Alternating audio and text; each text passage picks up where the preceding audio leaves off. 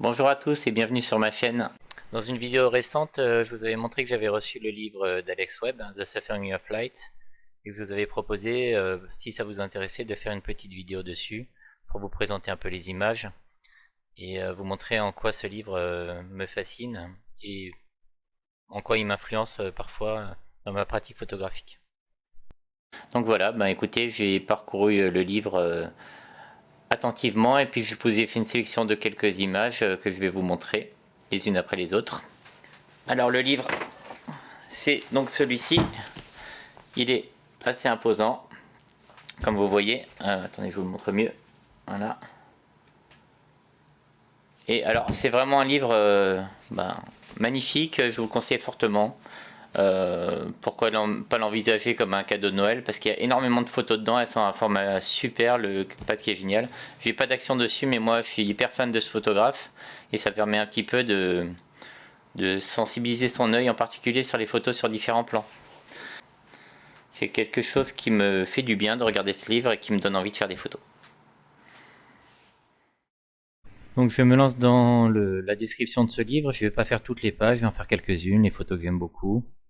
Je voulais aller un peu plus loin que simplement vous montrer le livre. Je vais essayer de conceptualiser avec vous ce qui me fascine tellement chez ce photographe, en quoi il m'influence consciemment, inconsciemment dans ma pratique de la photographie. Je ne vais pas faire une biographie d'Alex Webb. Je ne vais pas non plus m'intéresser au contexte géographique ou historique de ses photos, ni même aux classes sociales ou aux nationalités qui sont représentées.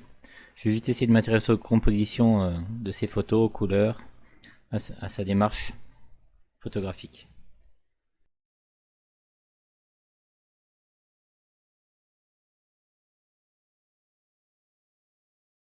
Sur cette première image, on voit des enfants jouer sur des jeux pour enfants. Je crois que c'est la première image que j'ai découverte de Alex Webb. En fait, ça a été un choc pour moi cette photo. J'en ai déjà parlé dans ma vidéo sur la composition photo de rue. Car Webb fait rentrer énormément de choses dans son cadre. Et en fait, dans chaque partie, on voit un enfant qui est plus ou moins coupé par des lignes ou des structures métalliques. Il y a une impression de chaos, car certains enfants sont à l'envers, d'autres à moitié dans l'ombre. Et surtout, il coupe les corps sans que ça le dérange. Par contre, il met en avant les chaussures trouées au premier plan. Donc on ne sait pas trop par quel bout prendre le truc. La photo, c'est un vrai labyrinthe. Notre regard ne fait que passer d'un élément à l'autre sans jamais pouvoir sortir de l'image. Les couleurs sont aussi hyper intéressantes avec des bleus, des rouges et des jaunes. En fait, il y a tout dans cette image.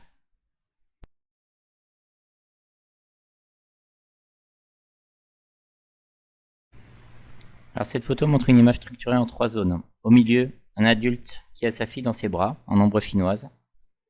À droite, un couple qui a l'air de flirter. L'homme est de dos et sa main semble s'appuyer sur le bord de l'image. Tout à gauche, un homme qui masque son visage à l'aide d'un magazine. La partie éclairée du milieu forme une arche. Cette image, c'est la deuxième que j'ai aperçue d'Alex Webb. Elle m'a surpris autant qu'elle m'a enthousiasmé. Je trouve que le fait qu'il joue ainsi avec les ombres, c'est un côté magique. C'est pour ça que je tente souvent de reproduire ça dans mes photos avec la lumière quand il y a des zones marquées. Tout mon travail sur la lumière en photographie, il vient de la découverte de cette photo-là. Mais ce qui est fort avec lui là dans cette image, c'est qu'il arrive à le faire avec en plus une image qui est très découpée, donc en plusieurs zones.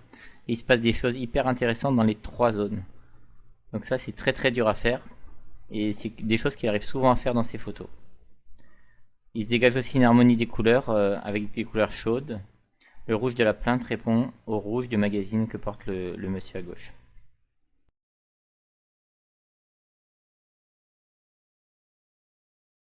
Sur cette photo, c'est une photo qui a été prise en République dominicaine en 1980.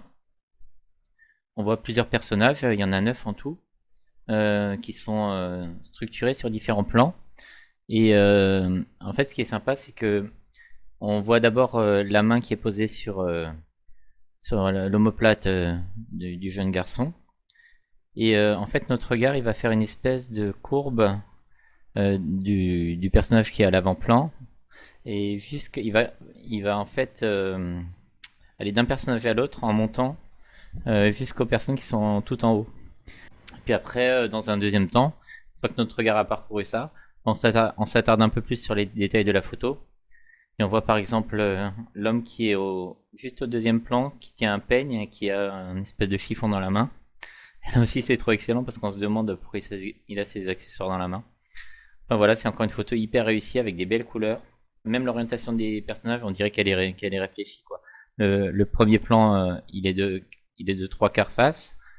Le gamin qui a la main sur l'omoplate est quasi de dos. Et après, on a au deuxième et au troisième plan des orientations qui se répondent en fait sur les personnages suivants à droite là. Donc voilà, une photo encore une fois excellente. Alors on a là une photo très particulière, déjà parce qu'elle fait la couverture du livre. Et puis c'est une photo qui est très saisissante. On voit directement deux grands yeux qui nous regardent. Et on se rend très vite compte que ces grands yeux, en fait, c'est des affichages. Et après avoir vu ces yeux, ben, on voit des choses qui se détachent dans le bas de l'image.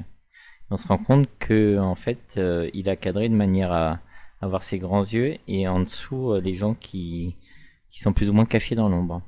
Donc on voit une maman qui porte son enfant, on voit juste les jambes de l'enfant, mais c'est assez pour comprendre. Le détail nous permet de comprendre de quoi il s'agit. On a une petite fille qui regarde le photographe et qui est presque planquée derrière un panneau, qui semble saisie par la présence du photographe.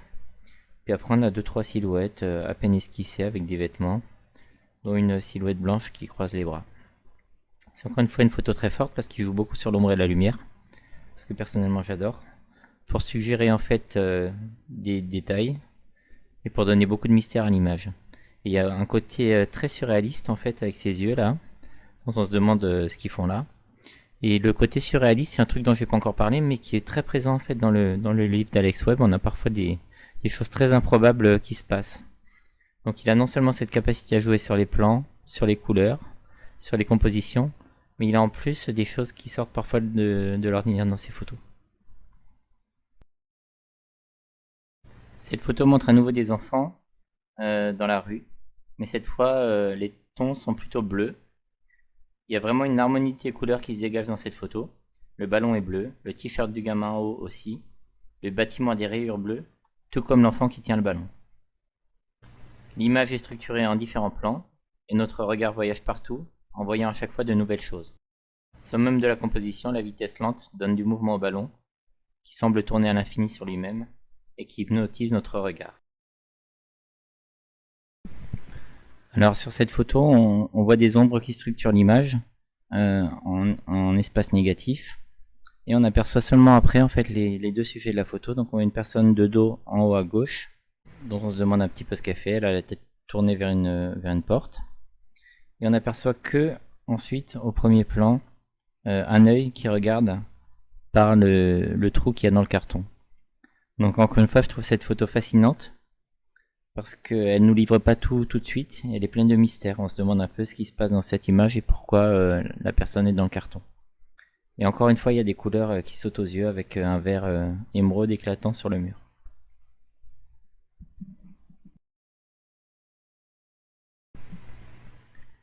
Alors encore une fois, c'est une photo super originale qu'on peut voir ici.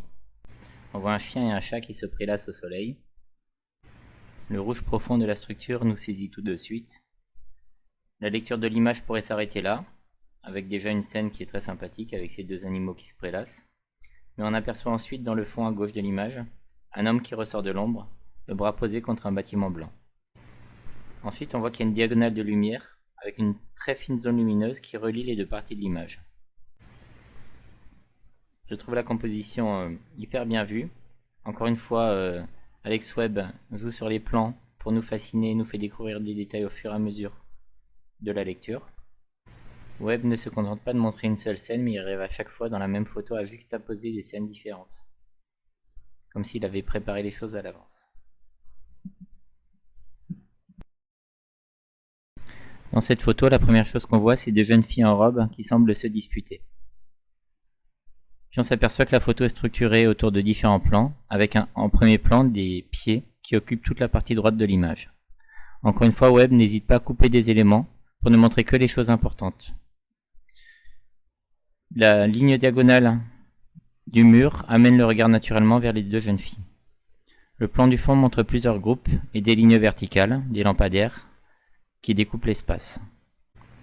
On voit aussi une jeune fille appuyée contre le mur, comme en suspension, qui amène une dynamique supplémentaire à l'image.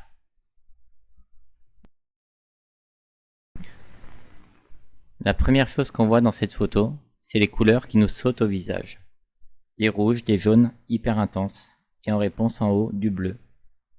Après on aperçoit les deux personnages, dans une composition où ils sont placés dans les tiers de l'image, avec une personne assise de dos, au deuxième plan.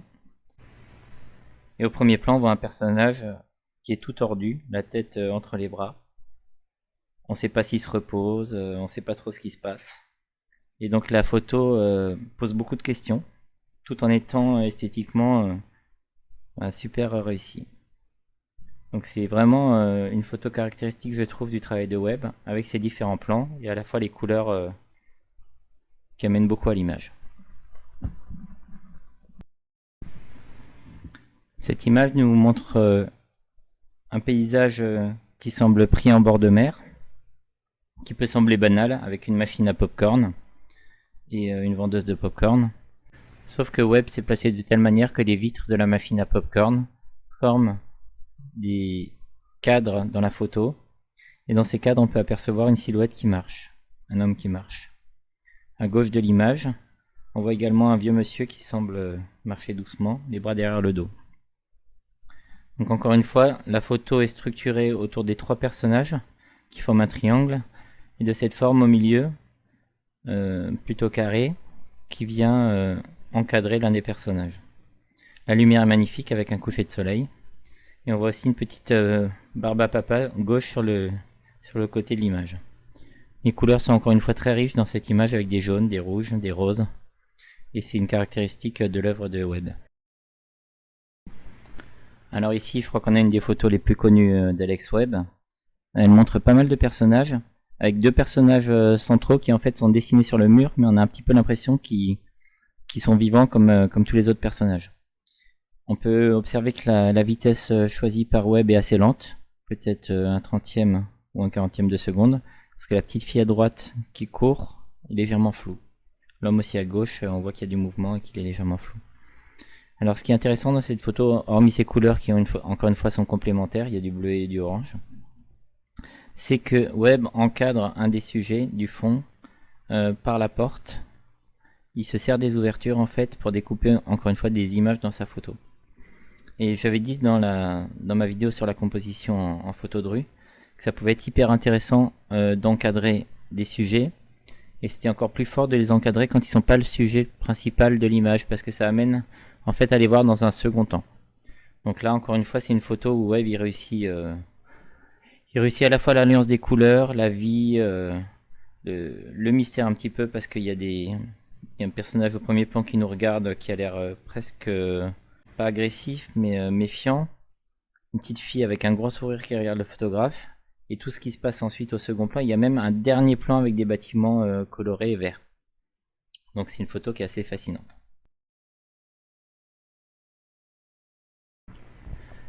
Voilà pour les quelques photos que je voulais vous faire découvrir. Il y en a bien d'autres dans le livre. Je n'ai pas vraiment parlé des photos plus surréalistes, avec des choses improbables, mais je vous laisserai les découvrir.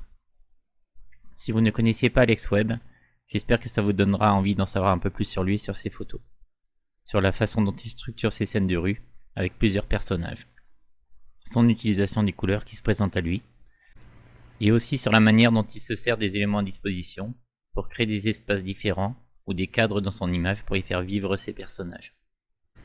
J'espère que comme moi ça vous donnera envie de tenter ce genre de composition. N'hésitez pas à m'envoyer vos essais, je pourrai vous donner mon ressenti en retour.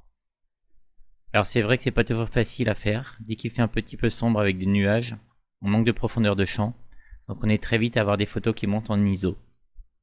Je pense qu'il ne faut pas hésiter comme Alex Webb à ralentir un peu la vitesse, même si ça donne des personnages un peu flous dans leurs mouvements.